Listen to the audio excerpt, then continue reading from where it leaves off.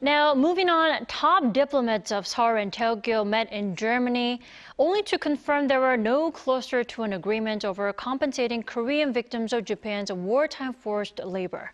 Our Choi Min-jung has the details. South Korea's Foreign Minister Park Jin met with his Japanese counterpart Yoshimasa Hayashi and urged Japan to make a political decision to resolve the issue of compensating Korean victims of Japan's wartime forced labor. The two held a separate one-on-one meeting in Germany on Saturday on the sidelines of the Munich Security Conference. After the meeting, Park told the press that he has said all he can about the main issues and called on Japan to make a political decision to come up with a sincere response. Seoul's foreign ministry also said in a statement that the two diplomats agreed to communicate closely to resolve the thorny issue. The Japanese Foreign Ministry said the top officials had a frank discussion and agreed to close communications on each diplomatic level.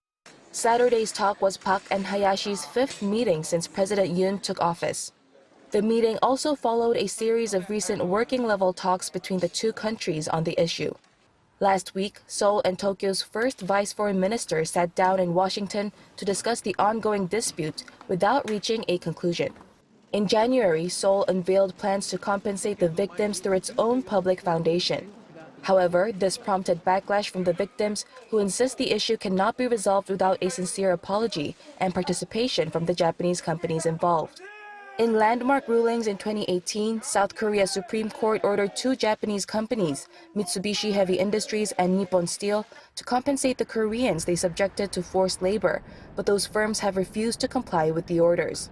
Tokyo says the issue of compensation was settled under a normalization treaty signed in 1965. Choi Min-jung, Arirang News.